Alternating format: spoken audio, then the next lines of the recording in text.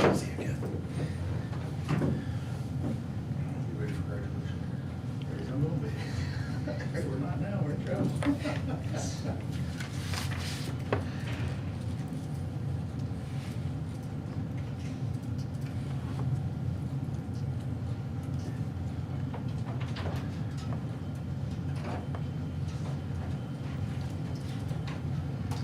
Y'all get a chance to review the minutes. Yes, sir. I'll make a motion to approve the minutes of April 30th. Been moved and seconded. Second? A second. Been moved and seconded that we approve the minutes. All in favor, say aye. Aye. Opposed, same sign. Motion passed.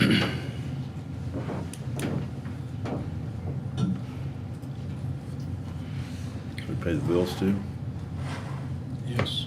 I'll make a motion to pay the bills.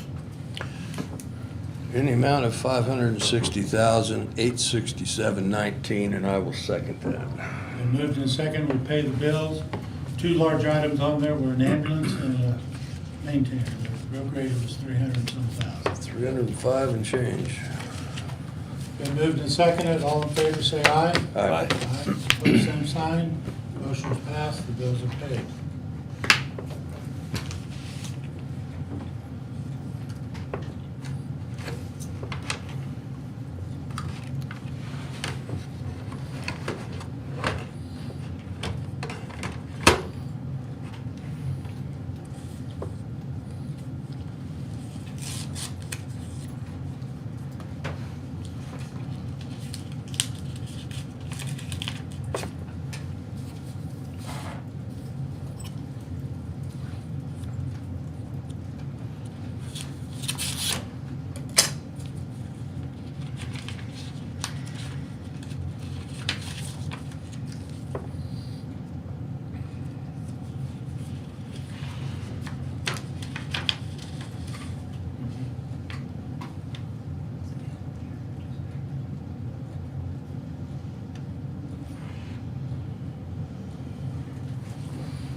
We have here the minutes from the February and March 28th board meeting of the High Plains Mental Health.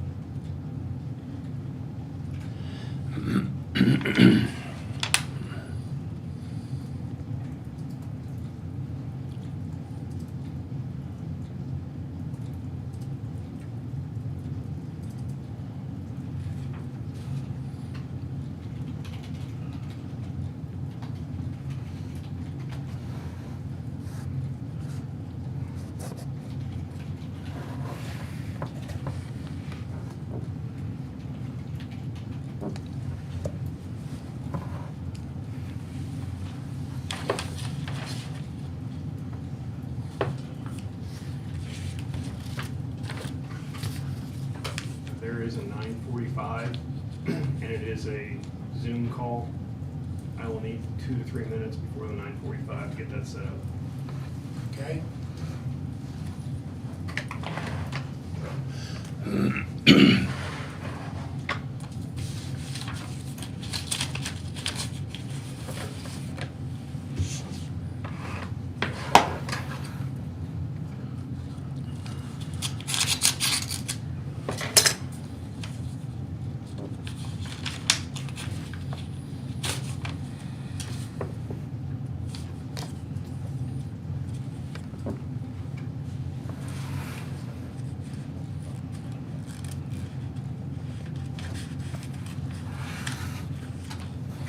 budget request from West Kansas Area on Agency Incorporated.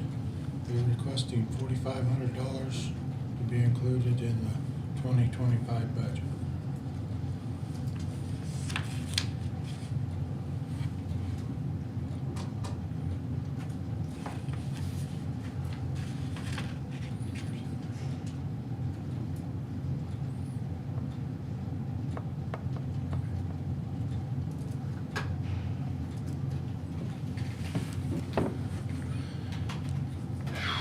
Steve, does it say what they want with that, or what that provides for us? That's what they want from us, is 45. Yeah, Let's see what they do.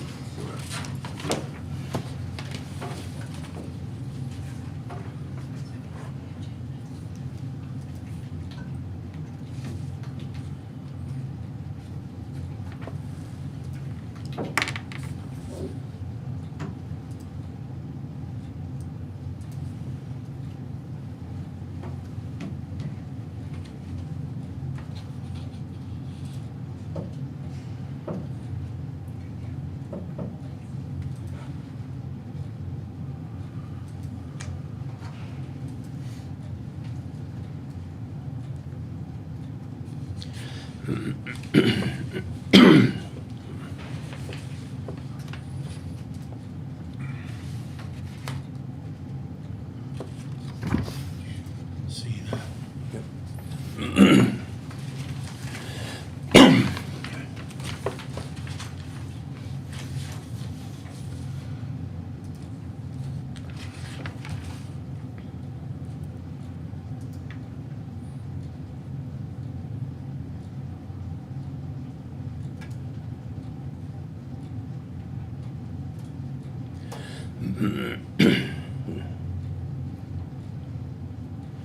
Ashley, did this audit fee go up from last year? Let me look.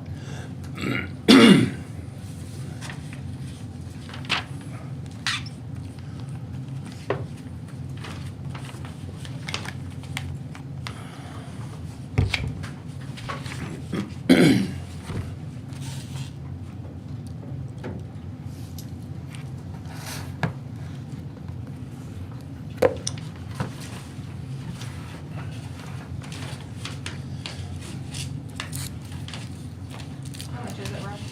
1162. Kind of depended on the year. So for 2023, it was 1,300. Okay.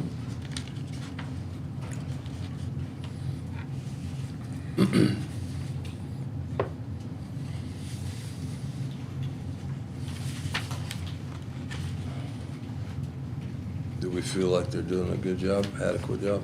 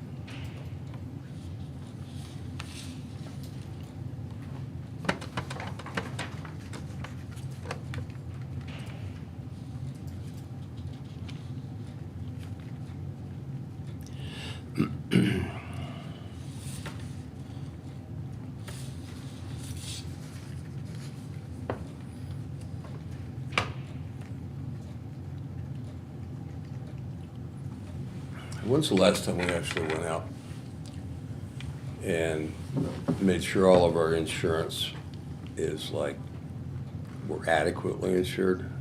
Has it been a while? Probably. We can. I just keep thinking back to that school situation in Atwood that was underinsured. That would not be a good thing. I think we should revisit that a little bit. Properties only? Yep. Properties only. No machinery? Well, it's up to you guys. I mean, for sure properties. Yeah.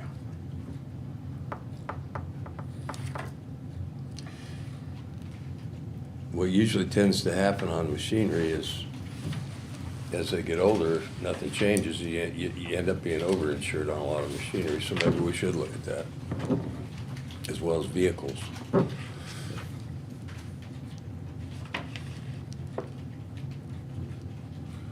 I agree, as far as the buildings, we need to make sure we're covered. Big time.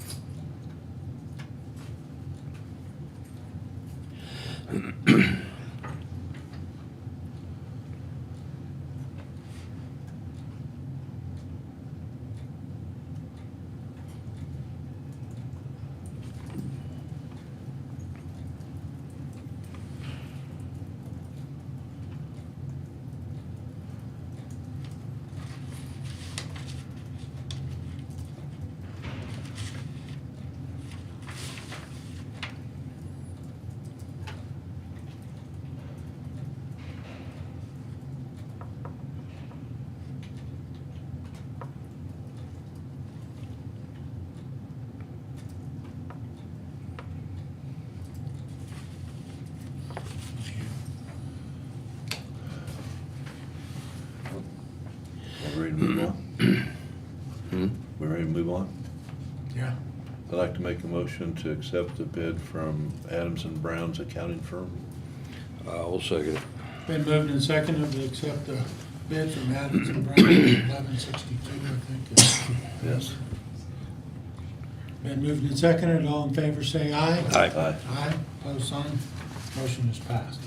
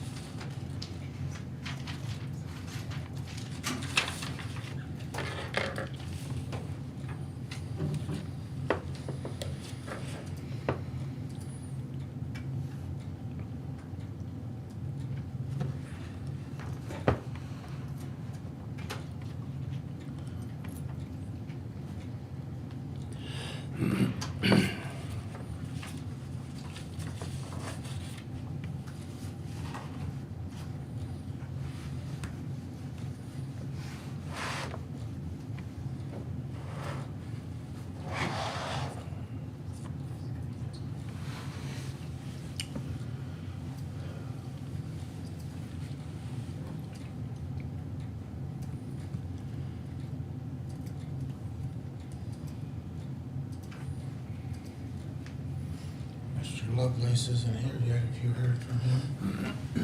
Okay.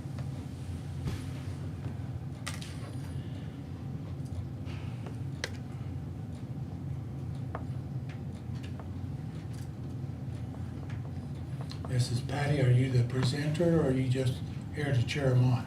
I'm here to cheer. Okay.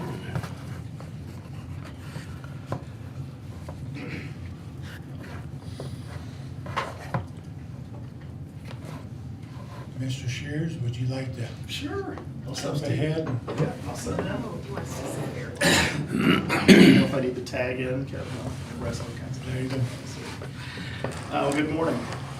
Thank you for letting me have the chance to kind of visit a little bit about some thoughts and some ideas that have been kind of floating around in circles around the community, a little bit with regard to, as it says on the agenda, liquor by the drink. So in about 1986, so when I was about 5 years old, the state of Kansas opened it up for liquor by the drink sales in the state of Kansas. It was put in at a county by county basis, and most counties at that point in time in the state of Kansas required that you had 30% of your revenue needed to come from food. And so oftentimes what you saw in those counties was you might have somebody that would open up an establishment that also had, there was a restaurant and bar, or it could have been a brewery and restaurant in combo. And then also what you would see with different organizations where they would build a membership-only type of club, which allowed them to exempt out of that 30% rule. So a little bit of context that kind of progressed forward, and what we see today at this point in time in the state of Kansas, there's about 57 counties in the state of Kansas that still have that 30% food sales requirement in there. There's about 47 now that don't, and there's only one dry county in the state of Kansas, which is Wallace County, just to our south. And what we've seen is over the last 10 to 15 years, a pretty significant shift at that county by county level to remove the 30% requirement. So the process begins with a conversation like we're having today, which is a request then to put that up for a ballot initiative for the voters at the next election in November. And it's a pretty typical process. The language gets created, and then the ballot initiative gets rolled out, and then voters get to see kind of what they want to do. The interest that we have as far as the college is concerned, of course, we own the Price Convention Center. We have had no issues in the time that we've owned it meeting that requirement because we do have events that are catered. It does create some additional challenges. We worked with ABC when we took over the facility, and ABC recommended, which is through the Department of Revenue in the state of Kansas, oversee all the alcohol stuff in the state of Kansas. What they recommended to us at that point was to work with our local vendors who are doing catering. And we end up, how this kind of works is if you have a private individual who is hosting an event there, that individual works with the caterer. We contract with the caterer pays us, and that then covers the 30% requirement in there. Now, Northwest Tech historically has had events that have been big enough and we put enough food on the table that hitting that 30% has never been an issue, and I doubt will be in the future going forward. But the thing that I'm probably most interested in as far as the county is concerned is, microbreweries are on the rise, being added in all over the state of Kansas. There's lots of little communities that have seen some really positive stuff. Cortland, Kansas is one that's had a wildly successful little brewery over there. A lot of times it's a destination travel. You got people that like to travel to small independent microbreweries and come into those areas and have a drink. A lot of folks that are really passionate about microbreweries and distilleries and things like that are not necessarily restaurateurs. Their passion may not be in making food. Locally, we have a couple of other entities, of course, with the Smoke and Gun Club. If you go downtown where the VFW used to operate, that particular establishment is now a membership. It's got it right there on the door. You need to buy a membership to be able to go in or be with a member.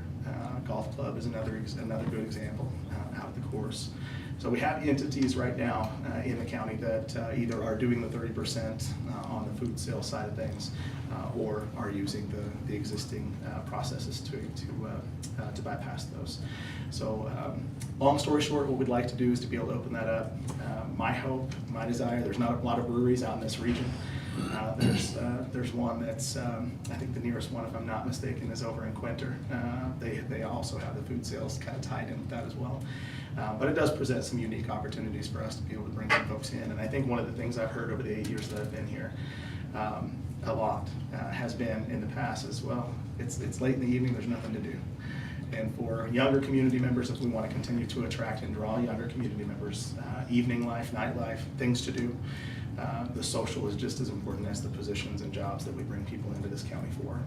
And so there's kind of my thoughts, and just wanted to put this out there for the commission to consider. My understanding, if Ashley kind of filled me in on the process, needed to bring this to the commission, and the commission has to take a vote first as to whether or not it could be a ballot initiative, if I'm not mistaken. So be glad to stand for any questions. What do you guys think about it? Well, I don't mind putting it on the ballot. I think it's the My voice of the opinion. people, it's our community, our county, I think they have the right to decide that particular issue, so I have no problem putting it on the ballot. It's kind of how I feel about it. I'm never afraid to let the public decide what they want in their community, so. I have no problem putting it on the ballot either. It's, you know, it's accepted, you know, because sometimes the memberships get pretty big. I'm a friend of a friend of a friend, you know, so Sure. I think it would be just as good to, you know, get the people to vote on it and then let them decide. So, I think what I've seen out and about and talking with other folks in other counties around the state over the last year as I've been kind of looking at this, oftentimes I don't think it's a situation of a county trying to keep that requirement in place. It's more of an issue of nobody's ever asked. And so. That's true. Yeah, Yeah. yeah. Well, I would make a motion to allow the liquor by the drink question to be placed on the ballot. I'll second. been moved and seconded, we allow liquor by the drink to be posted on the ballot for November. All in favor, say aye. Aye. Aye. Opposed, same sign. Motion is passed. There you go, Thank Mr. you, Sherman. appreciate that. So who draws up that motion? That guy over there. Okay. The quiet one in the corner. The quiet one in the corner, okay. And the good news is I don't think we have to reinvent the wheel, right? No. So there's 47 counties that have already done it, so, okay. Yep.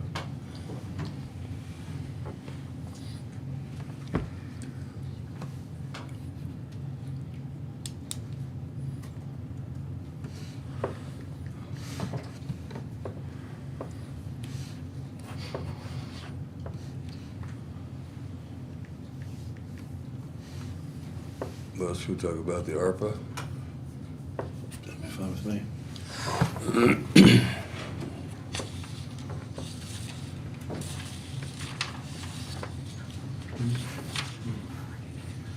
Okay, so if I'm looking at this right, we got more requests than we have funds, right? Yeah. Yes. Okay.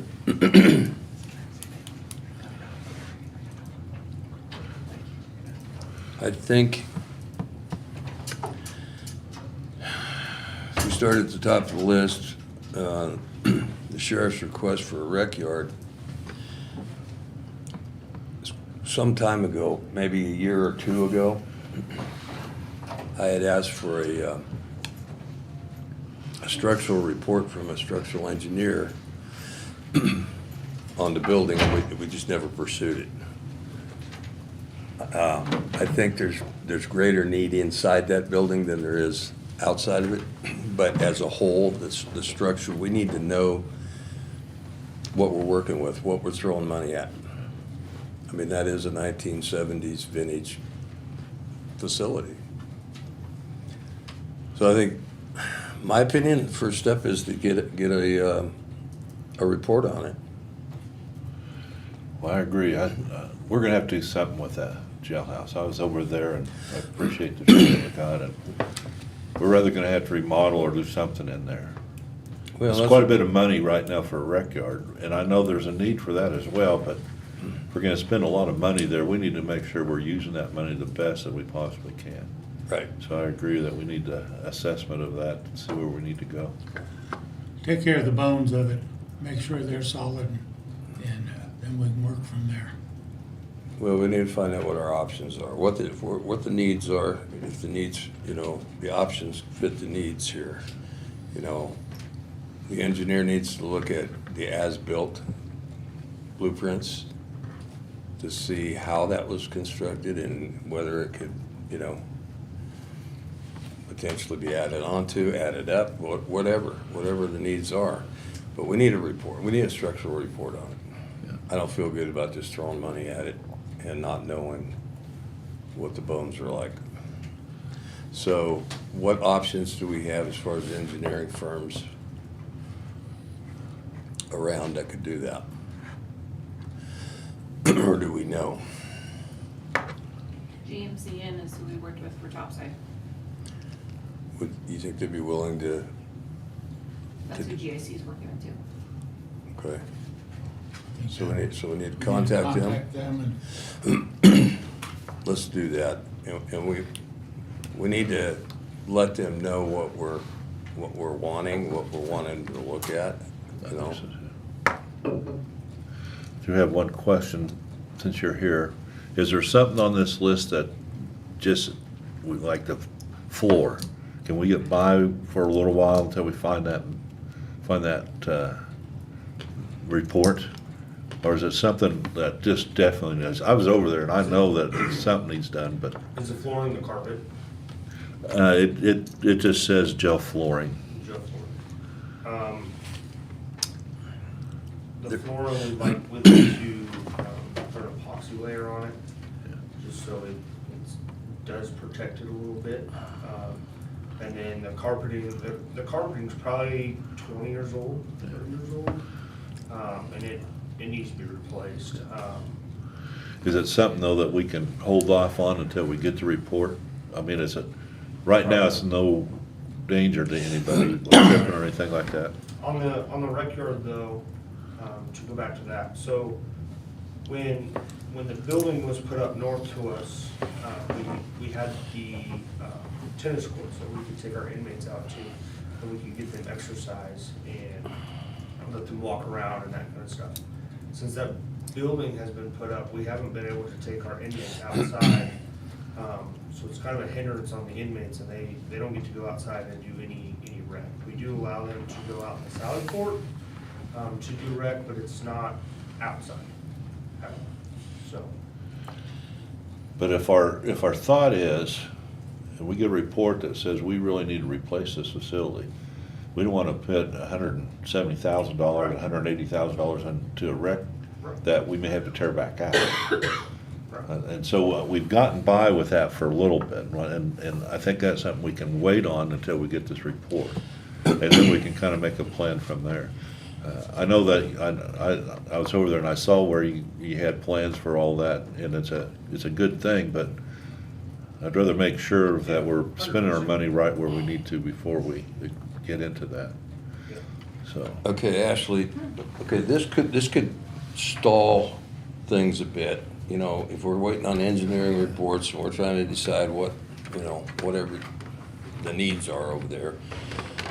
What's the options as far as carryover, if we had to carry some money over? I believe you have to have expenses incurred by December 31st. But I can double check with the Lloyd Group. Yeah, just make sure on it. I mean, this could be, you know, cutting things a little close. But we gotta know, I'd rather spend no money than blow it on, you know, and have to redo it.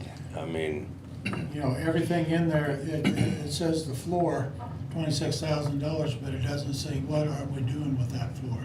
Is it the epoxy's X number of dollars and the labor's X number of dollars and tearing it out to get it to where it's ready to apply the epoxy? We have no idea, just a flat fee of $26,000 that, you know, not identified in any way, shape, or form. The one thing we gotta be careful about too is we can't just let it go, because if we don't start putting some funds into that, then we will end up having to build a new building. We're gonna have to really maintain it or Yeah. improve it or something, so. the can's been kicked down the road for Yeah. a lot of years. And we gotta really take a look at it, but we gotta know what we're working with here. Yeah, I agree with that. Okay. Dispatch, central dispatch.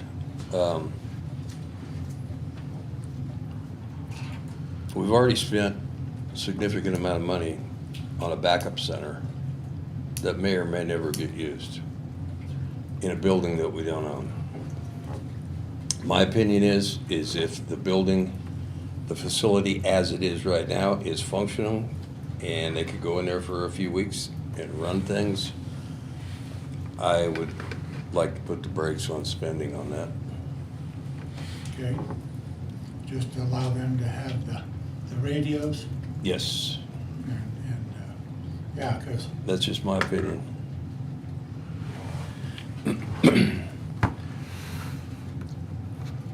so far as we know, it's functional out there, right? And that's really what we need to have, is something, So that's a functional. backup that's functional. Eric, you have anything you can add to that? The only thing that's keeping it from being completely functional is the phones. Okay, And that's just a matter of getting a little more wiring put in, and then we've selected a vendor to go with to actually get the phones. okay. So by the end of this month, it should be Good. good. Sounds good. So I agree just with the radios then, as well. The heavy-duty scan tools for road and bridge, I think they need that in order to work on the ambulances and You gotta hook trucks. up to and- something so you can read the depth Yeah. or whatever and we have more and more of them that are the trucks and some of the maintainers that are utilizing that, so. Yeah. The IT person, I've talked to Eric, and that would be sufficient to get him through the end of the year. And then his budget would show next year, and then a second employee full-time. I have a question on that. I'm not opposed to hiring someone else. How do you determine the salary for that individual? I'm looking at averages. Would that put us kind of just in the average ballpark to hire an IT person? It's on the lower average side. Okay. But again, they gotta prove their worth before you can up their salary. And by 6 months, you're gonna know whether or not you're providing. It is a pretty big salary to add, but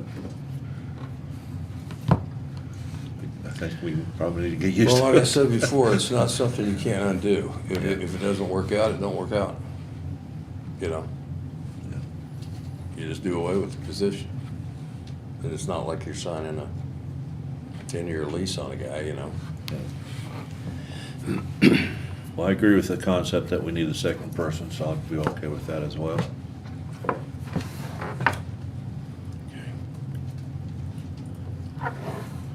So it's agreed, we're gonna do the IT for 32, the Case IH compact tractor, which was the lowest bid of the three for 26, All right.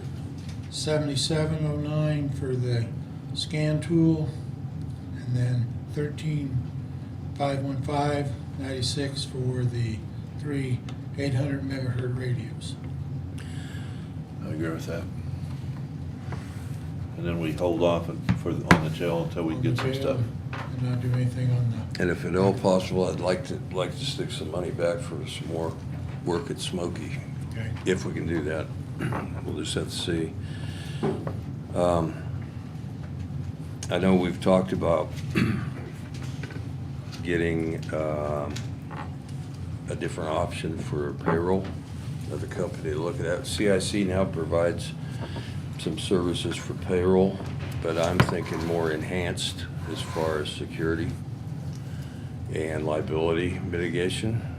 Is that something that Eric's been asked to do a little bit of research on CIC's contract? Is that something we want to pursue more? I do. I think we need to keep an eye on the payroll. Okay. So I guess the next step, Eric, is we'll get you in touch with the right people to ask the right questions as to how this would all mesh without disturbing the guts of CIC's services, for lack of a better term. Okay. And we'll just move forward then. Okay. Yep. Okay. Got that. We kind of jumped around a little bit, so. That's all right. If gentlemen wish to come on up, give your presentation, we're ready for it.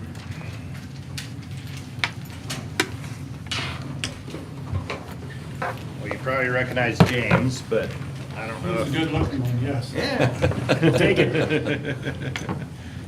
Here, I thought maybe us having bald heads, you'd think I was the good looking one. Just jealous, you know.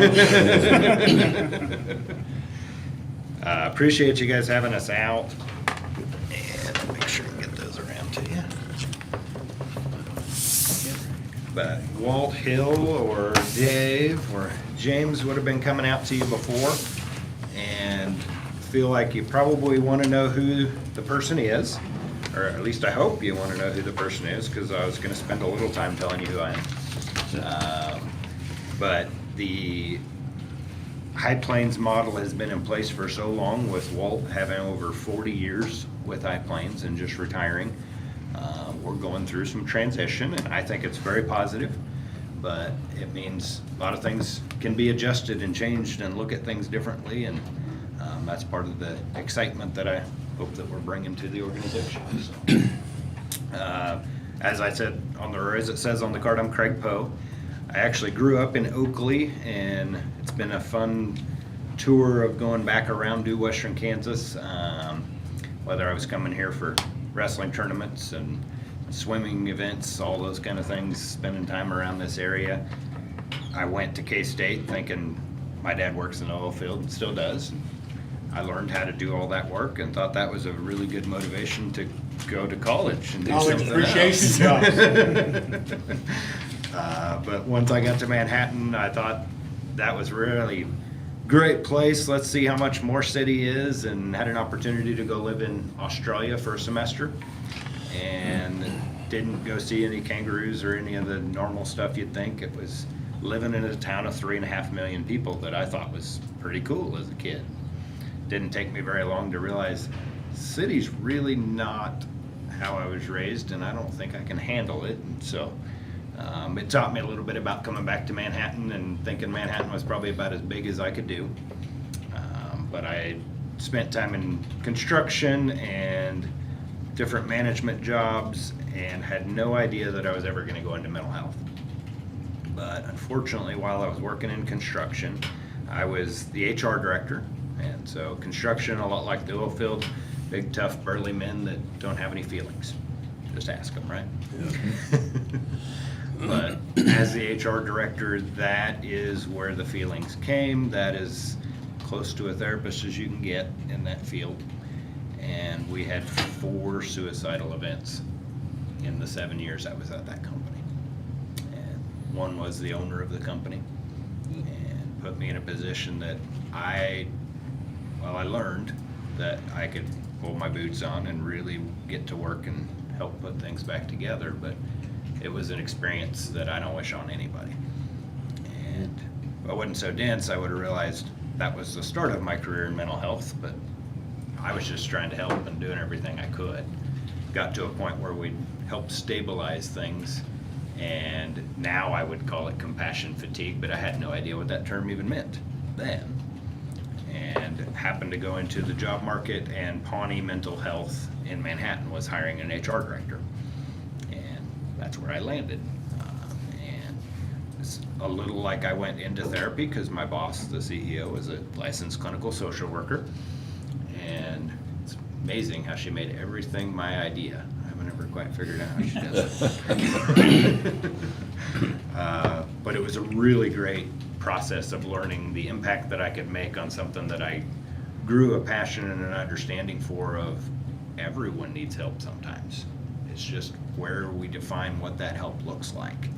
And the experience I had in sales and management roles and business roles allowed me to have an impact on something that I saw firsthand how upside down the world could get with things that change and the experiences that we have. And thought I would take over at Pawnee, and when Walt announced he was retiring, I got contacted by the recruiter asking if I'd ever thought about coming back to Western Kansas. I'm really glad I made the decision. I was a little hesitant at first, but coming back and starting to interact with the people were things that I'd forgotten even existed. Like, you have to get up and come and look somebody in the eye the next day. The more urban you get, the more I don't think that happens. Right. Where you can do some really ridiculous things, and I had to deal with a lot of the really ridiculous things in HR and as the COO.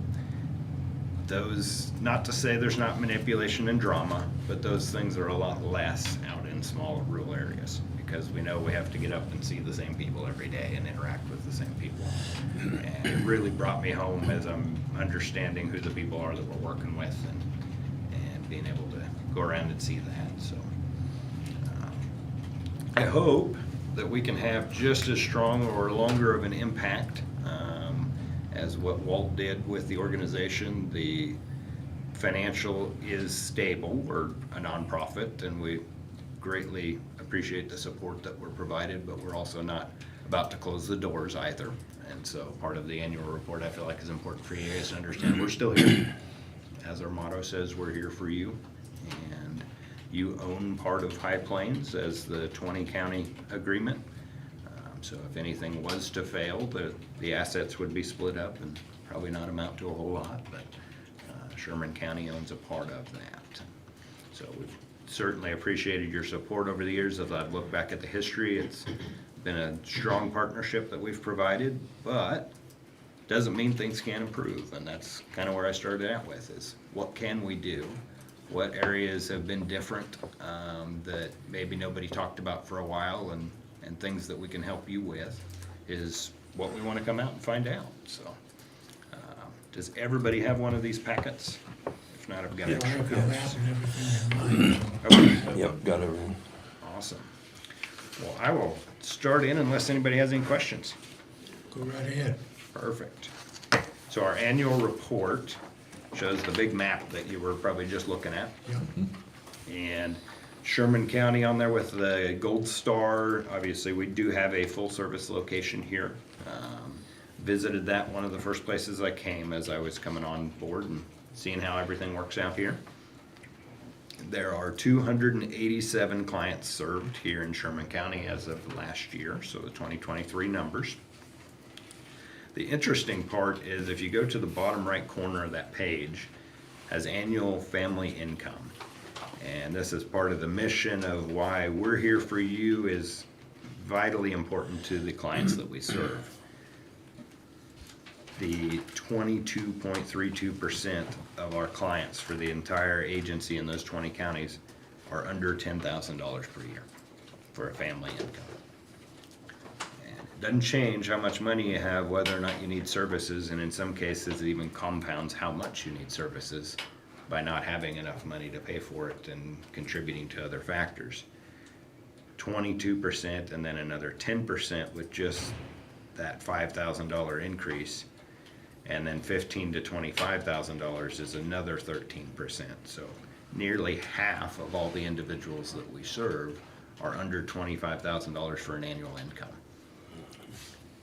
And if that doesn't show a need for services, when those individuals are already seeking services but don't have the means to pay for it, it's shocking where the numbers can go for that. So I don't know how I'd support my family at that range there and have any of the challenges they have.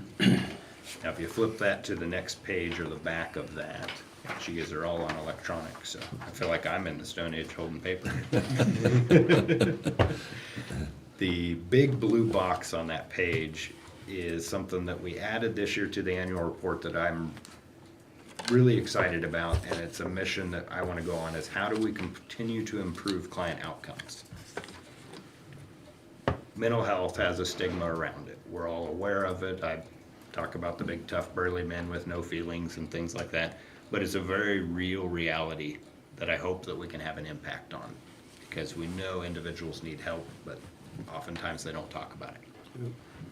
This client outcomes data is important because if somebody shows up at our door or calls or emails, I want them to know that they will have a good outcome.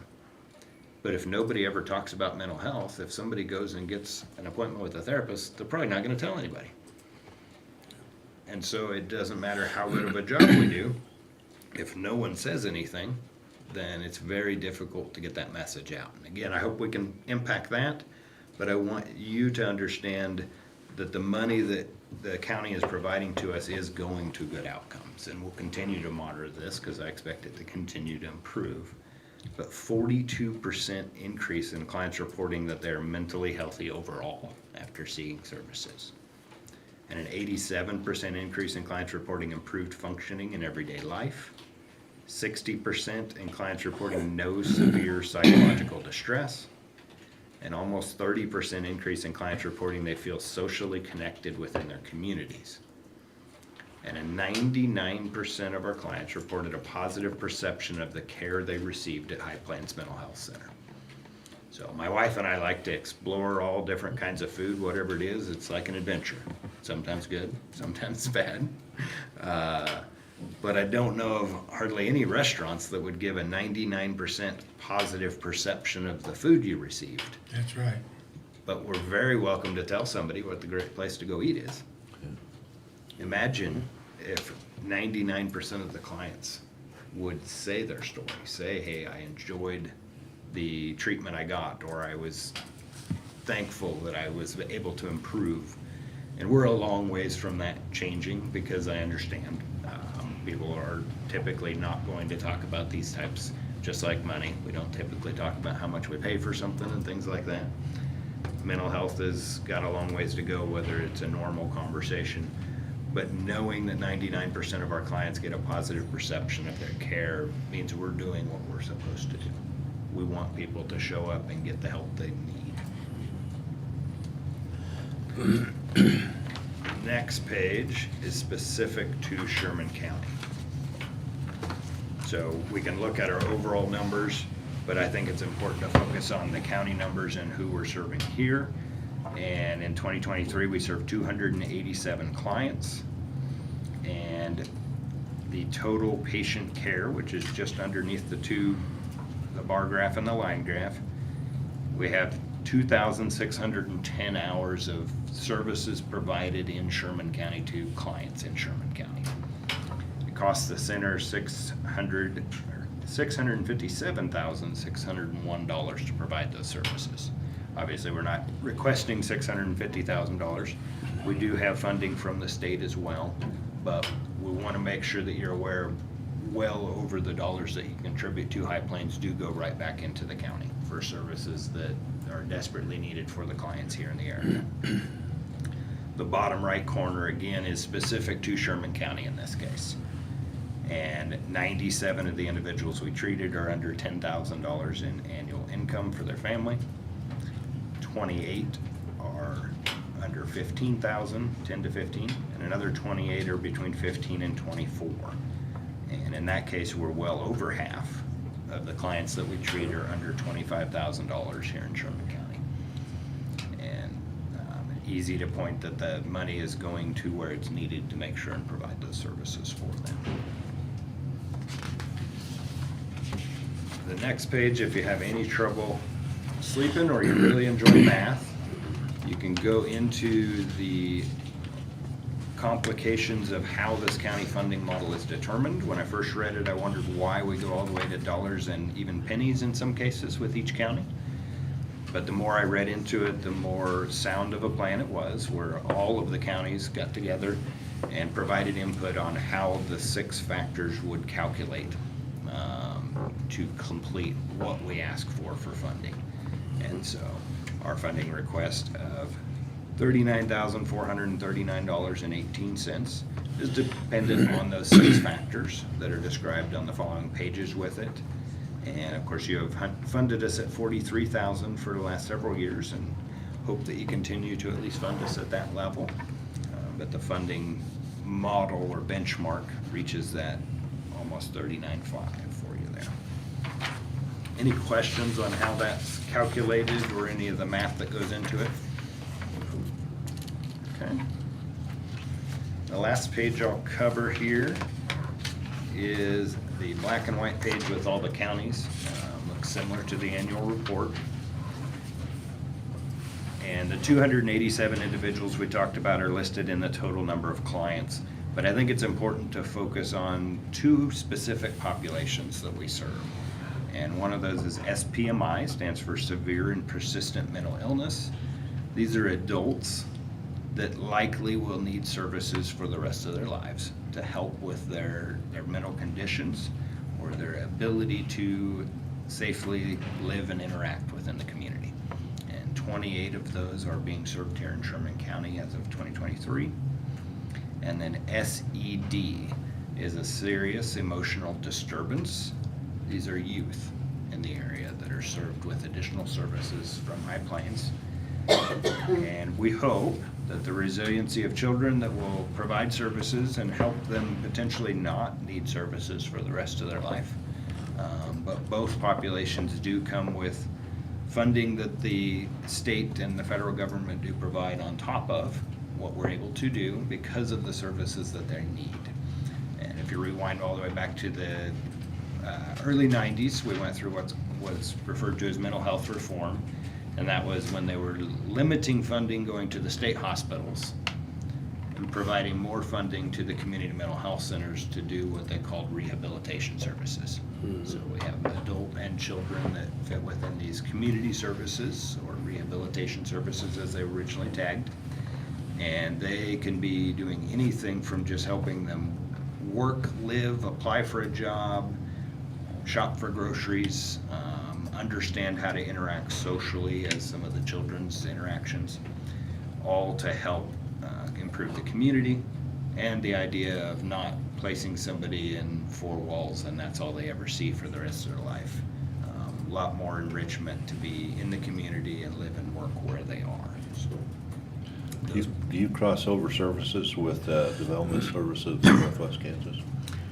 there is some. There's some crossover there? Yeah, it depends on each specific case, but yeah, Okay. definitely a chance for it. As I spread through all the counties, absolutely. I just wouldn't want to give out any client information Sure. to be able to have crossover there, but, yeah. So, the focuses that I've had as I've come in is how can we impact what we're already doing? How can we create more positivity around mental health? And one of those is to really focus on how we can improve our relationships with the schools and improve the treatment and ability to interact with the students. I'm still impressed with the conversations that happen. Now, granted, I was in Manhattan, one of the larger schools in the state, but my daughters, 20 and 17, they and their friends would have general conversations about somebody seeking services through therapy or just needing a mental health day. Things that, if I would have said those things as a kid, I would have wondered what I was talking about, let alone what other people's reactions would be. And I think there is a line where not everybody needs the help, and there can be conversations about the logic of one or the other. But the people that do need the help, if it's not normalized, if they don't understand that it's okay to ask for help, the consequences are waiting years, where I don't want to necessarily say it's too late, but in some cases it is, where they've made a choice that is unreversible, and the community and those around them feel the impacts of that. And if we were able to have somebody interact sooner, just because it's not seen as a negative thing to reach out and get some help, which has been happening for years, it just wasn't called mental health. We have our community coffee shops and just anybody interacting on the phone over and over again. My dad still goes to coffee every morning, and I doubt they ever talk about mental health things. But if somebody doesn't show up, I can guarantee they're finding out where that person is. And Yeah. it's them checking. And that's what we need. So we'll focus to see how much more we can get into the schools. And we're focusing on a new project called a Crisis Intervention Center.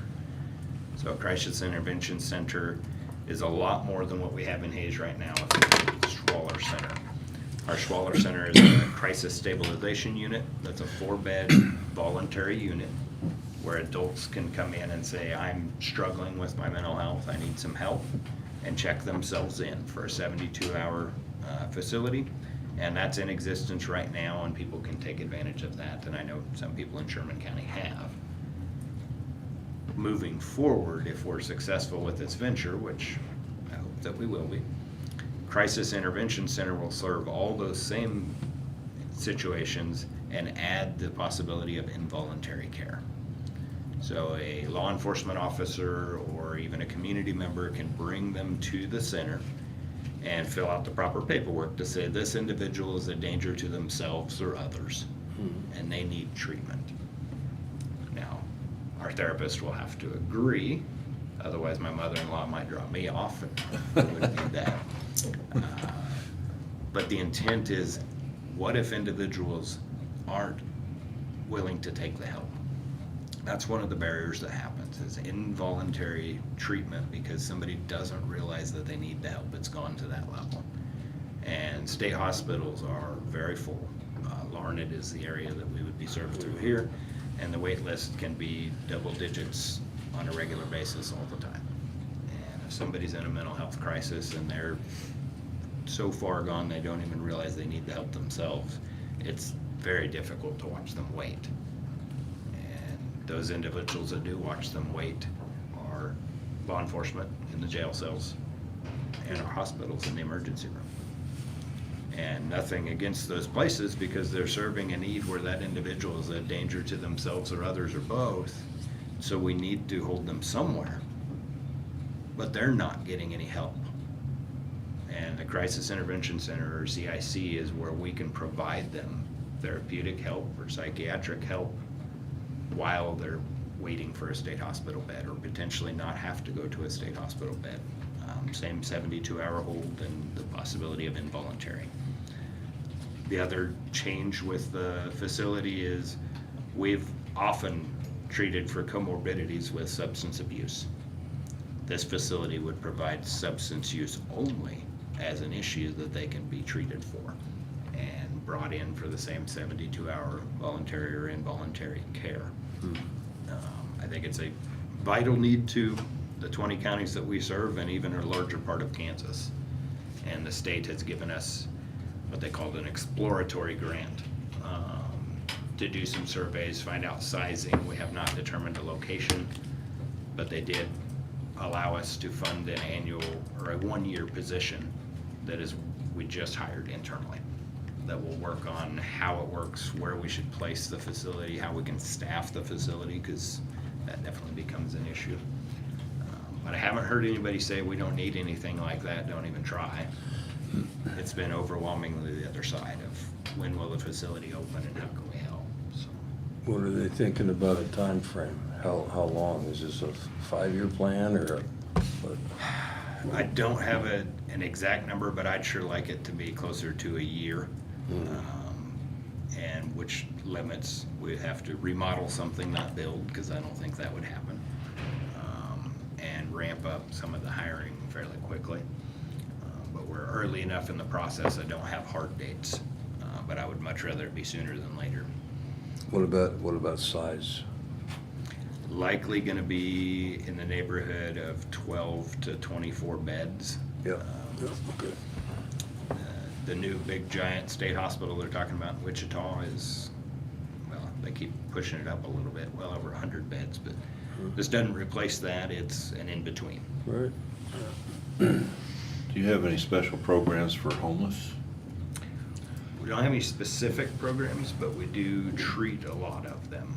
It's a little outside of our area of what we are experts in, but if there's something we can help with, yeah. Well, see, there's a growing number, not only in our community, but in all communities of homeless. And we know that some of those people can go months without anybody even saying their name. And mentally, they start having some problems. And I didn't know if you had any outreach programs that we can tap into, or?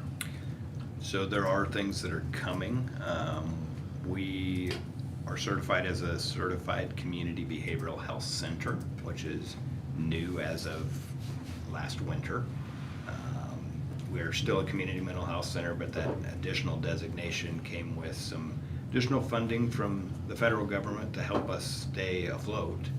But it also instituted some new programs of how do we create more community efforts, how do we coordinate services better with our different partners. And one of those is mobile crisis, where we have it in Ellis County right now, and the plan is to expand it out to all counties. But an individual would come directly to them if they're in crisis. If you've heard of the 988 push, similar to 911, 988 is dialing that you need help from a mental health standpoint. And mobile crisis could be the ones that respond. Now, they may be able to talk on the phone and provide resources and not need somebody to come out, but sometimes having somebody come out is what's necessary. And we would provide that response and have people out. But what I think would help even more with that is our ACT team. Now, in Ellis County, there are, you can probably tell me if I'm wrong, but I think it's 6 individuals on the team. And they meet daily because those 6 individuals are meeting with a very high needs population. Some of them are homeless, some of them are in need of a whole lot of services from a mental health standpoint, and many of them have their times when they're going through the state hospital and trying to reintegrate back to society. The focus of 6 individuals on about 20 clients in Ellis County is a lot of resources, but that's part of, if those 20 individuals need that much help, that's what we're gonna provide. And as it grows, we will find ways to incorporate it that sometimes the government can't see the logic and it's a little frustrating, and so we're trying to wire how it is, because they'll tell us we need to hire 6 individuals to only be in Sherman County. Well, there's not 20 individuals to serve, and so most of the time they'd be sitting here like this. Yeah. That doesn't really function, so we don't want to hire that group of people. But how we do regions and how we make it all work is something that we need to work out. And it will impact things like that, because they may be homeless right now, but part of that additional help and support they provide them is, how can I help you access some funding or apply for a grant or find some way to not be homeless? How can I help you find a job? There are a lot of things that can be done that we all think is easy. I don't know how many times I used to joke about, you could just go get a job, why wouldn't you? But there's individuals that that's not a normal thing. And that's where homelessness creeps up, is because we forget that the things we take for granted are not easy for individuals that are struggling. Do you work with the veterans, or do you refer them other places? We work directly with them, yes. With the veterans, okay, so we can refer them Yes. HUD plans, okay. Yep. Yeah, and anybody that, if they were just suffering with homelessness, which is rare, that would be outside of our area, but if they have some type of mental health diagnosis or substance abuse or anything else that we can help with, they'll get wrapped into those services. Okay. Anything I missed or said wrong? Just very, very briefly, I'm part of a department called Prevention Education Outreach, which also encompasses marketing, public relations, and development. So we do a lot of different things. But our roles in the community, we do have a county liaison assigned to each county, and I am the county liaison for Sherman County. So I'm out here fairly frequently, and we do things like teach mental health first aid classes if anybody wants a presentation about mental health in one variety or another.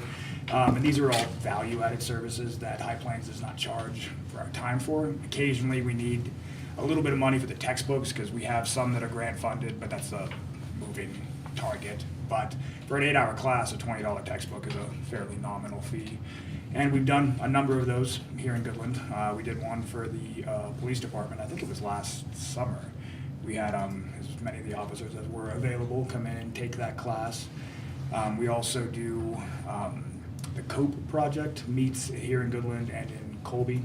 And we have one of our team members who comes out. I think the meeting's actually tonight, so she'll be back here in Goodland this evening. And that's an organization that helps to, with the Spanish-speaking population, connect them with different resources. And then we'll be out for the county fair and just a lot of different things where the more visible we can be, the better off we can, just to let people know that we're out there and we're a part of the community. And if anyone in the community ever needs a voice about mental health, we're probably going to be the people to come out. And we're happy to do that, happy to be in the various communities that we serve. Okay. Very good. Okay, Well, thank you guys very much. Appreciate all your support. agenda for budget. Sounds great. Moving on. All right.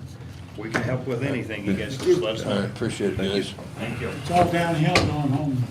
That's true. Have a good day. You too, thank you.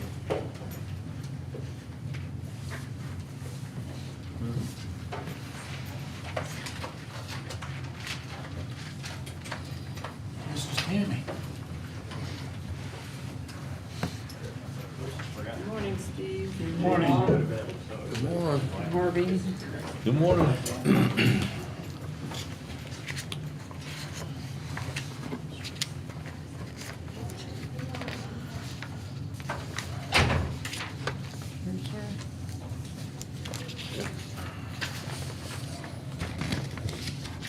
No, they get both.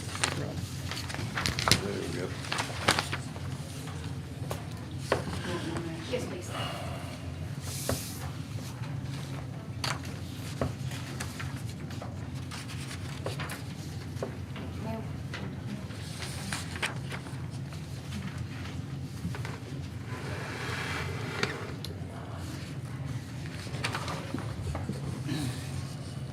I come to you today to see if we can get our budget like we have been in the past. In 2023, we had a lot of breakdowns. We had to fix the hood on the kitchen and the air conditioner. Hot water tank went out. So we did have quite a bit of expenses in 2023. Hope things will get better. Yeah. But,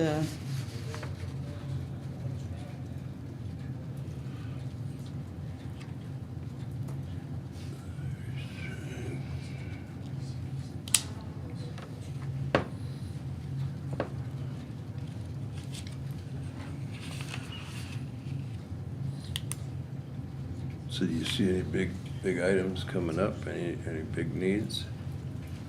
no, I hope not. Okay.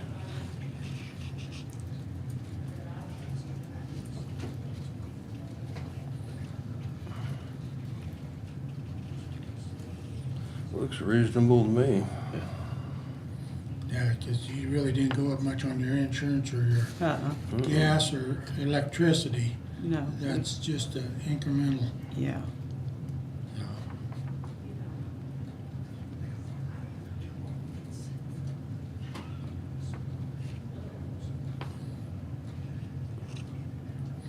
On average, what do you serve hours a week? Well, I serve Monday through Friday, breakfast and dinner. And then once a month, I have a monthly supper. Okay. And yesterday, we had a Mother's Day buffet. And we served over 125 people yesterday. Center was packed, but I was just so worried we was gonna run out of food, but we didn't, but it really surprised me. We really did good yesterday, but it's been slow during the week. Hoping it'll pick up, but I know the farmers are out farming and planting but Alright.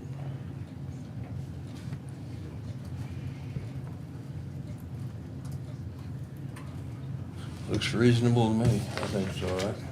Yes. Looks good.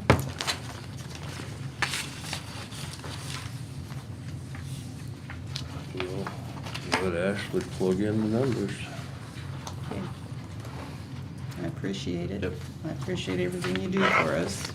All right. Thank you very much for having me. All right, thank you.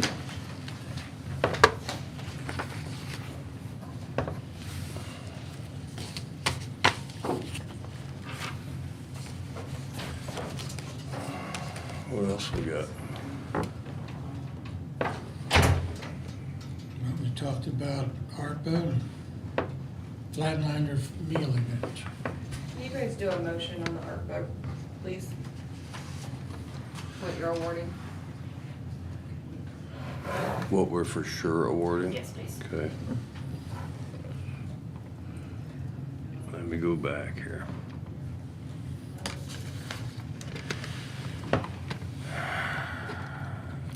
Okay, so I would make a motion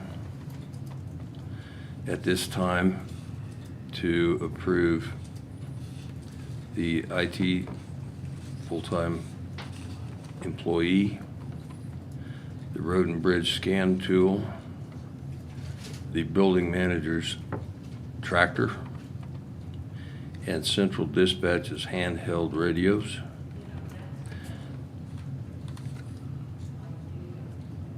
I think that's it. So like, is that a total like 79,000 in that neighborhood? Do you need that?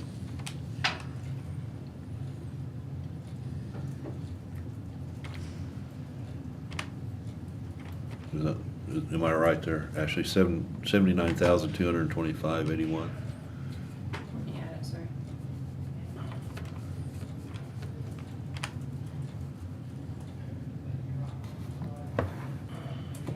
$79,225.81, yes. Okay.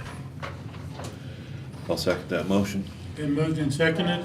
We approve the funding for the ARPA request on the line items given. All in favor say aye. Aye. Opposed, same sign. Motion's passed.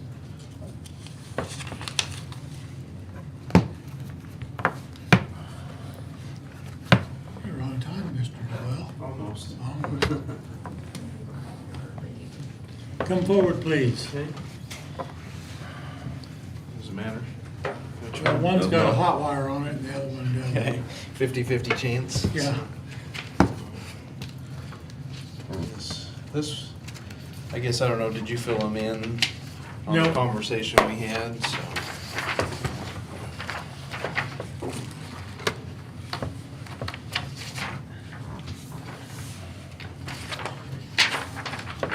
So Steve had stopped to chat about something else, and I had kind of mentioned this, maybe getting a game plan together for some additional storage at the fairgrounds, because we're using the ag building as storage. It's getting more and more fuller with county vehicles, county trailers, carnival stuff, fair stuff, and so forth. So anytime we have something in there, we got to move all that stuff out and move it back in. So, which is great. We want people to use it, but it's a little labor intensive or time concerning to get that done. So Steve and I chatted about this, and he said, we'll get a quote and see kind of where we're at, or kind of, what would be a ballpark deal, and then could follow up with formal quotes or whatever we needed to do. So, Steve had me message Matt, and this is what he pulled together. So, and I had Matt put some additional things on there that, we may not need, just to kind of get an idea, so.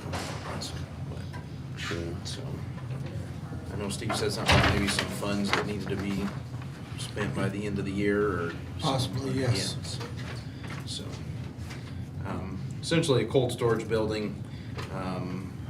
I did have him include some electrical and stuff on there, but we wouldn't have to have, so, maybe just an asphalt floor. He did do an alternate there for all concrete, so, but something for you guys to consider, and so. Where were you thinking about putting that? So this would be south of the Carnival building, so, just straight south there of the Carnival building towards the arena, so. We kinda have to, we can't really add on to the Carnival building, cause there is water that comes down through, For drainage. draining. It's kind of a low, it doesn't happen a lot, but we get a little drainage that goes towards the east there, towards the street. So we'd Approximately have how to- many feet do you think you'd have to go south of the, I kind of guess probably 100 feet or something like that, so I didn't measure it off or anything, but. to give you an idea? Yep, That's- yep, so.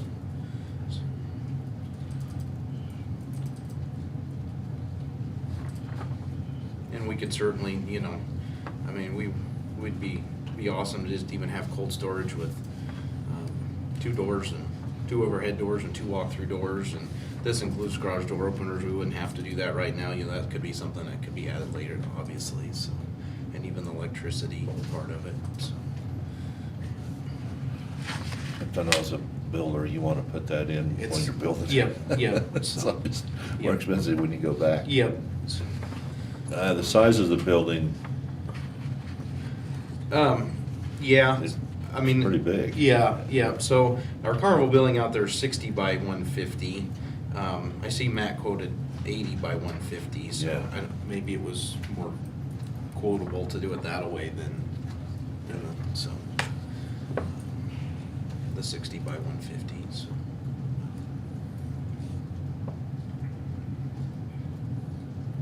So, something you guys can discuss if you need to, and Okay. It's just a little bigger than the one we have right now, though, isn't it? it is. About Yep. 30 feet. Yeah. Yep. Yep. So our carnival building's 60 by 150 that's out there. So Okay. But it's that we split in. It's split split in. in half. Yeah. There's restrooms and ticket booth, and then we have a little work area in the middle, and then we have some cold storage that's packed full. So. because I've seen the ag building almost packed full. at Yeah, it's times. half full or more, so, there's some county, like I said, county trailers in there, county vehicles. We've got some carnival stuff in there, our train trailer for our trackless train. The 2 stages are in there. Fairboard has one little trailer that's in there, we keep some stuff in, so our fencing's in there, our aluminum fencing, it's in the ag building, so.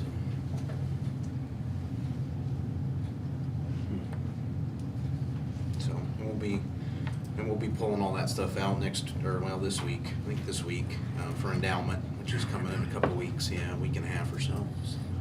So, and usually a lot of it just gets left out, we put some stuff back in, but not all of it, all the But time. you So, move it all the way over to the carnival building to get it outside. don't we you? do, yep, so, sits outside or.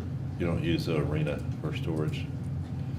That area? The show ring, Yeah. we do, there is some stuff in there, we keep the dog agility and some of that other stuff over there, so, which the same thing kinda happens there is we have to, move all that stuff out and find other places to work, cause they'll have, show clinics, the beef project had a show clinic in there, and we'll have goats and so forth, so they do dog practice in the ag building, which, they use what space they have, but, so, kind of deal, so.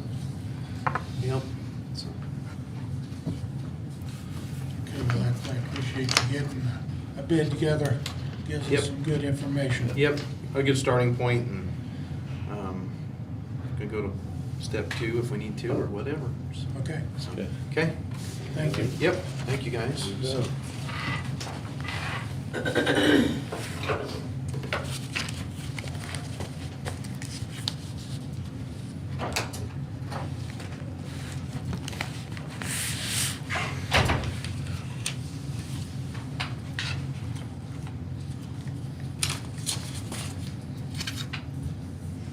Can I ask for an executive session for 5 minutes? Non-elected personnel. I'll make a motion for executive session for 5 minutes for non-elected personnel. I'll second. Been moved and seconded, executive session, 5 minutes, we return at 9:25. All in favor, say aye. Aye. Aye. Opposed, same sign, motion passed.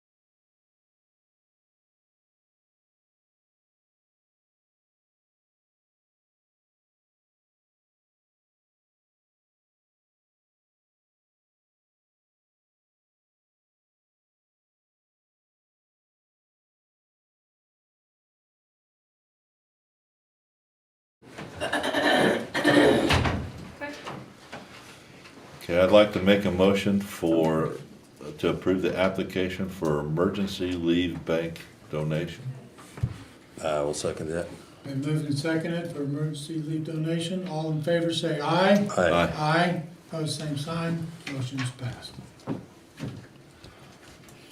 So then, Mr. Eric, you got 45 minutes to get things set up?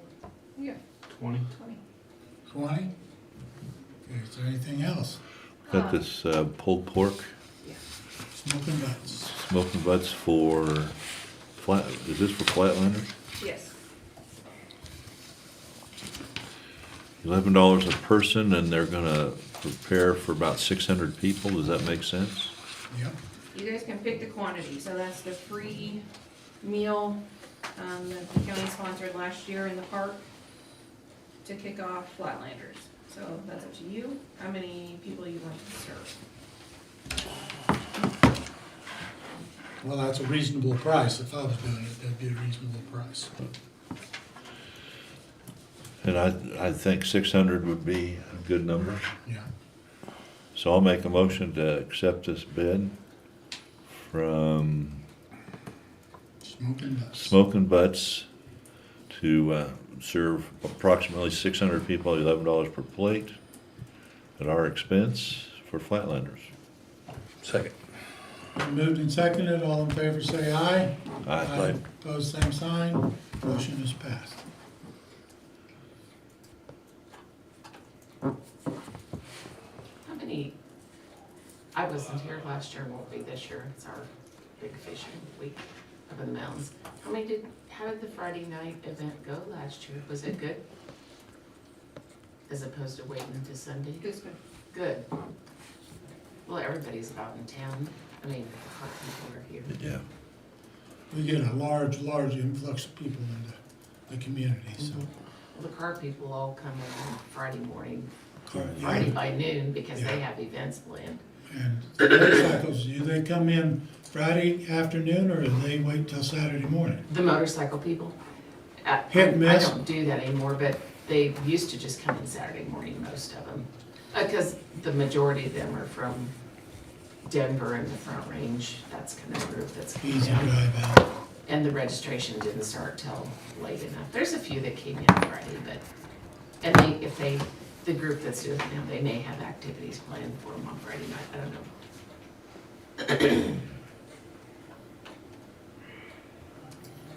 Okay.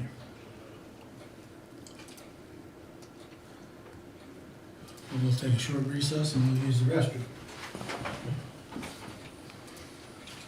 If I don't come back, circle out me.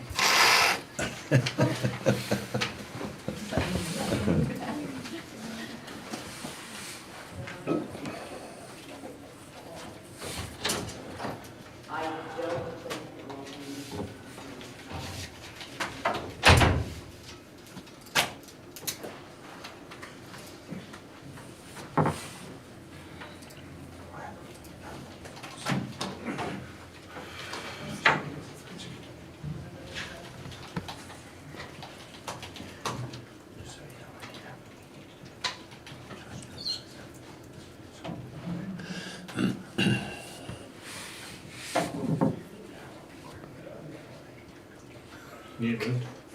No. No, I was just reading over here. I'm trying to think of what the housing deal was gonna be about. Thinking.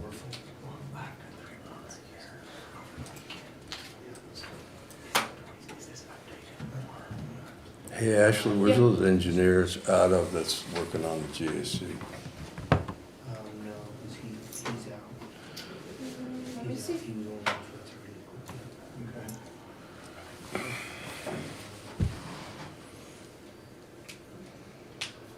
Garden City. Okay. So we could just plan it out next time there's structural guys out here, or just, I don't know how much he'll need to come out on this deal, but On that deal? Or this deal? on that deal. On that deal, and then they could do this while they're here? That's what I was thinking. If they've got something coming up Yeah. soon. If not, they might just have to make a trip out here. We'll meet them and It's not that far. I mean, I don't know if we all need to meet with them or if we just one of us or whatever, but we need to cover some ground. Okay. At least one of us need to be there. We couldn't, none of us, I mean, all three of us couldn't be with them. Unless that was a special meeting. It'd be a special meeting, yeah. To be honest with you. No, I mean, I can meet with them, that's fine.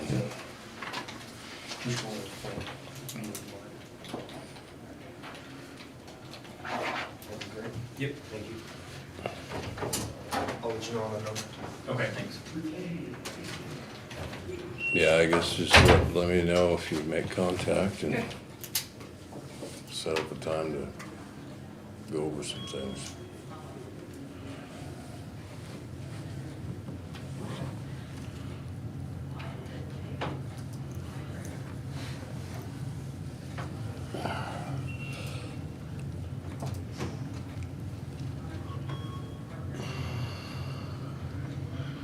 Ron, what kind of chemical do they put in that, like oat smoky to kill that algae?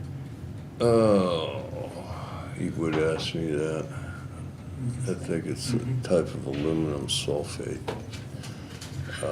We've got like 7 bags of it, and I think he wants to use it kind of in that main area where the aerators are gonna be. There was an actual job on that. We're checking into some other things.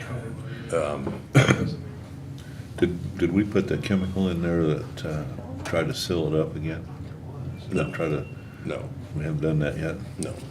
We gotta get these weeds under control. before we can do that? Okay. And it's looking more and more like it's gonna be a mechanical removal. I don't see any way around it. The state asked for permission to put tilapia in there, and that was denied. So, other than spending a boatload of money on chemical, the next option would be to have it, mechanically removed. There's some companies out there, we just haven't found one close. It's like a amphibious machine with a cutter wire and a conveyor, and you actually take it out.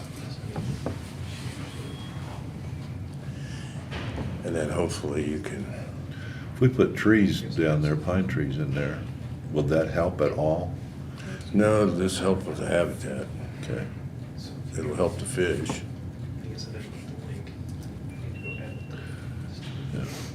Did we get the aerator going? No, we gotta get a work day going and get something done. I mean, there's just not enough hours in the day. I don't think it would take terribly long. Should be able to get it done in a day. Yeah. The shoreline does look nice. We were down there this weekend.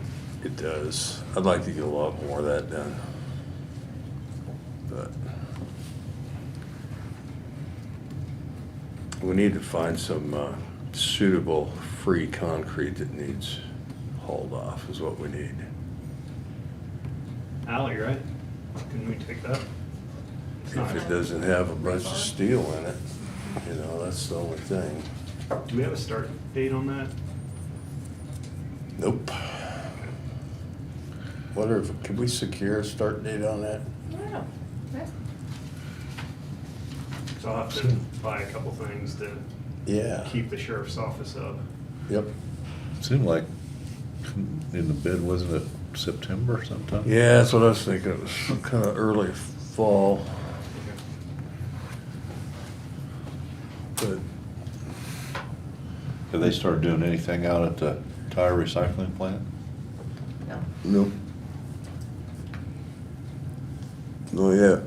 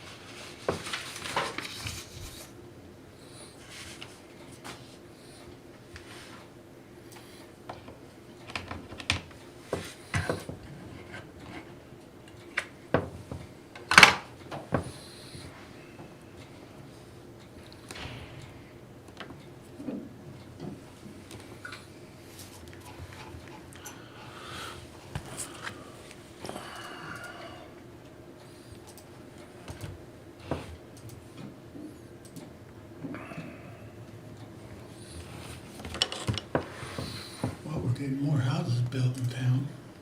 They're doing, I think Mike and Dax Reese are gonna do 5 duplexes out there on Cattle Trail. So, Yeah, that's a good thing. Good thing.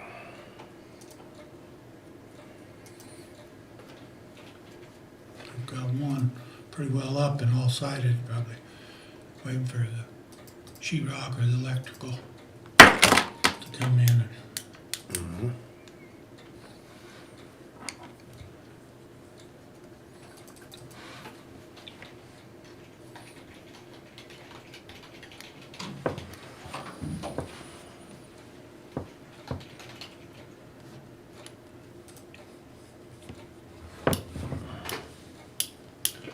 Who's doing those, Steve? Hmm? Who's doing those? Well, Mike and Dax Reese are the carpenters. Reese.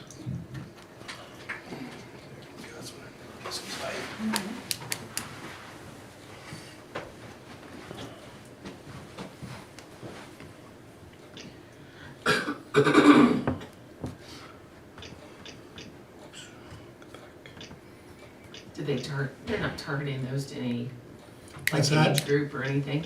I haven't heard, I know that they're possibly gonna sell some of them, because they've had some inquiries into what they cost, but they haven't got Welcome to Zoom. Enter your meeting all the ID followed by information of what pound. they're gonna cost, so they don't know how much they're gonna.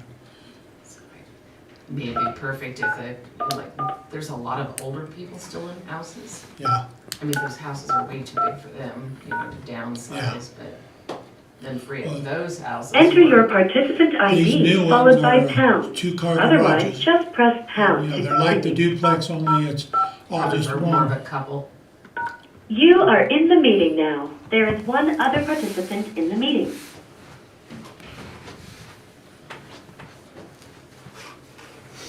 Good morning. Good morning. Good morning. I'm Steve Everett, this is Rod Blake, and this is Harvey Swagger, our commissioners. Morning. Morning.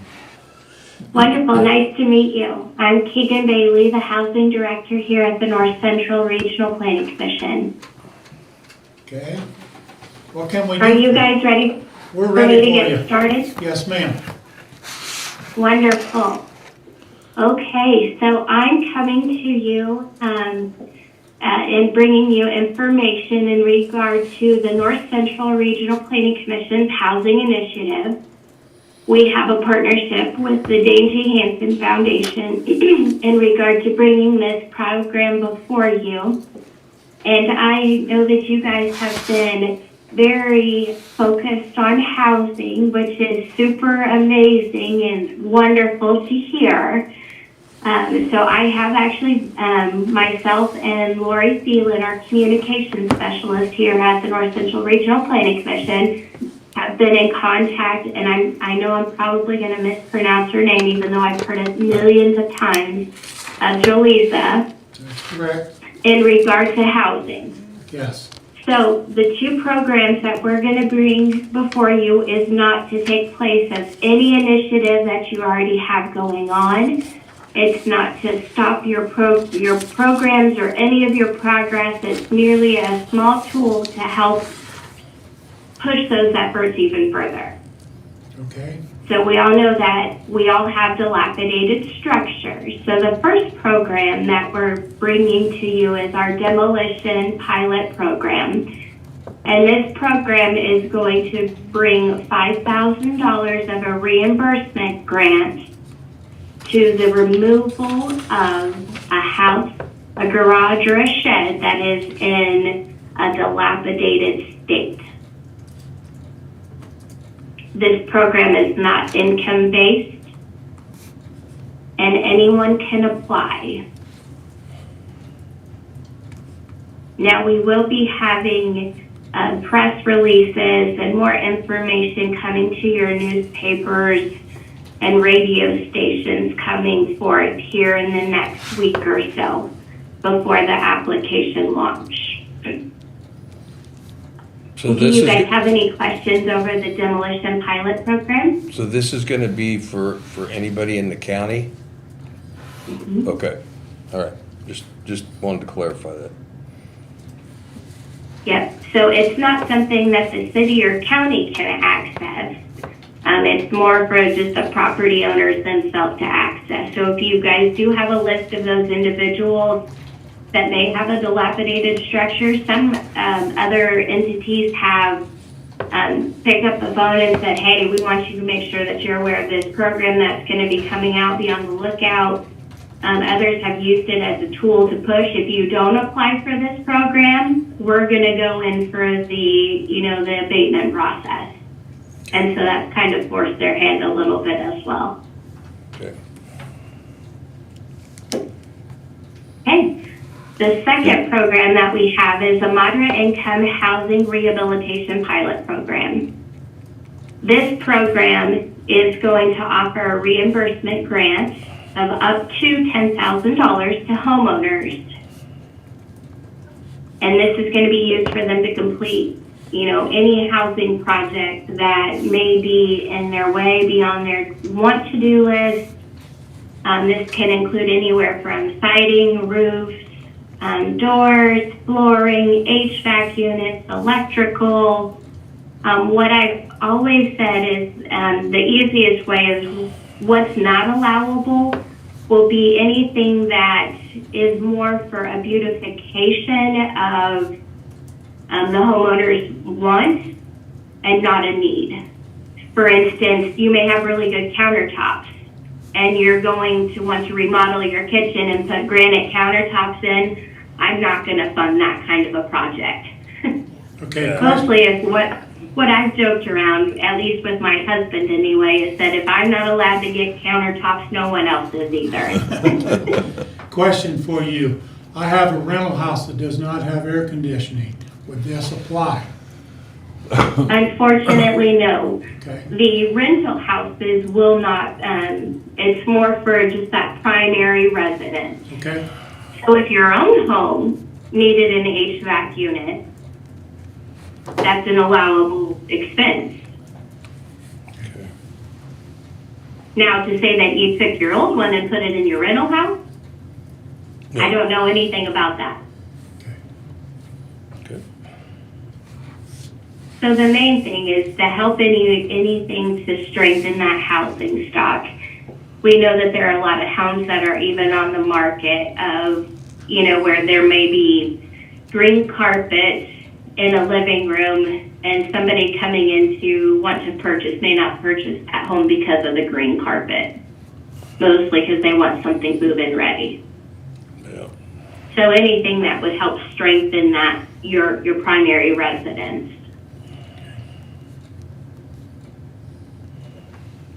Now that is a program that we do require a 10% match.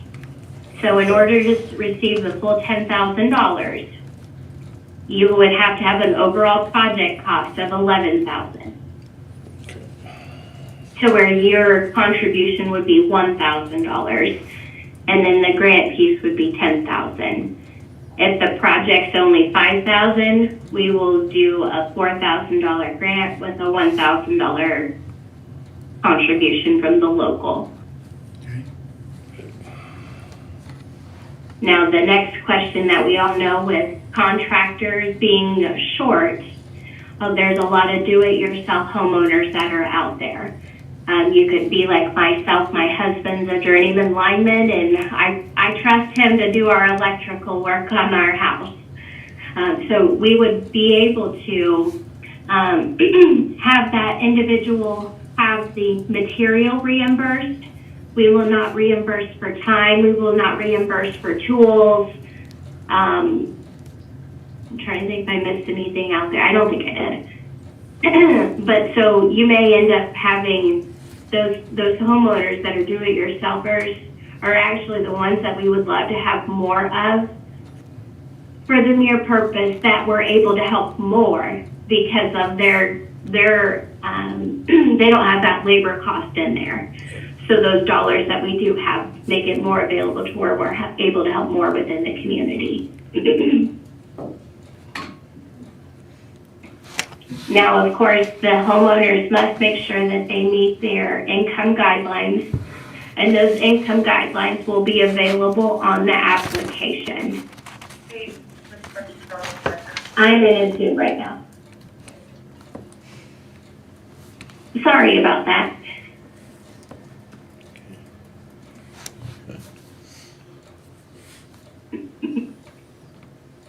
Now, our application will go live on May 28th, 28th, that Tuesday. I've had too many dates before me already.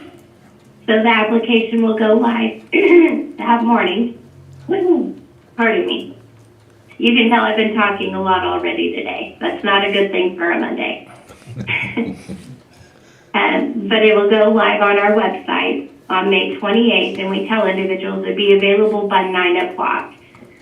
So for sure it'll be up that day, and on that application it will list everything that is needed and more details of the program should anyone have any questions that aren't in this conversation today.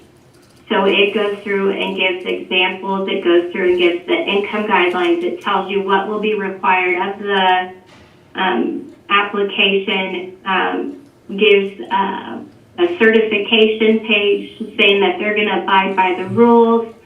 They're going to make sure that they're aware of lead-safe work practices, because we all know that lead-based paint can be a major issue. Demolition of structures, they have to follow the KDHE requirements of proper disposal. All of those resources are given to them at that time, or where they can locate them, and we make them certify that they are aware that those are out there. To clarify for you, you said 9 o'clock. Is that 9 o'clock Central Time or Mountain Time? That is a great question. It will be on Central Time. Okay.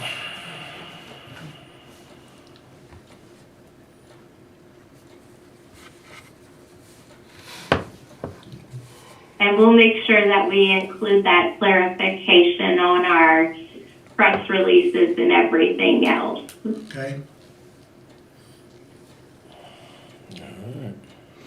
What other questions might you have?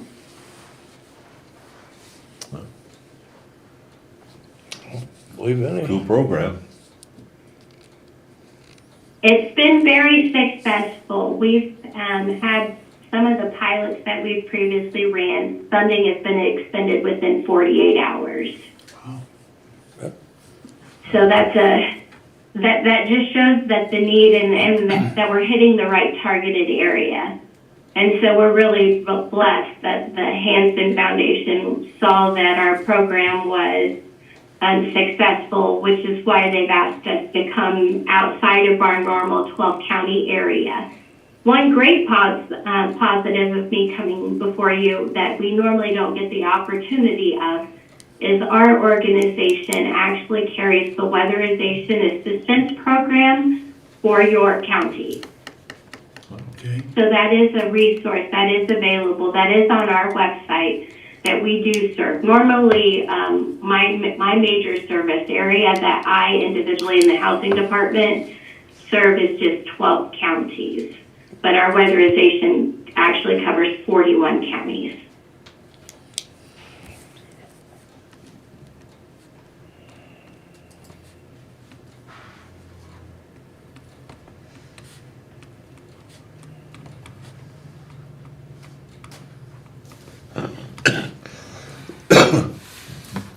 All right. I have no other questions, so Okay.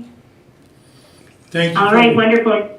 If you guys do, feel free to email me or give me a call, and I'd be happy to answer anything else. Okay, All thank right. you. Appreciate it. Thank you. Have a great day. Thank you. Goodbye. Red button. Red button. Thank you. Very good, Rod. There you go. You can tear down that old shed and build you a new doghouse. Thankfully, I don't have anything too old to tear down. only been out there 10 years. I mean, everything's still pretty good shape.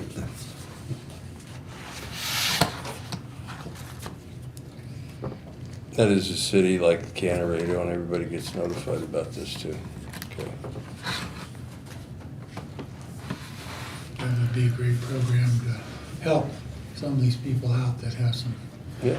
dilapidated houses. That 5,000 would go a long way to getting a structure demolished, cleaned off. Yep.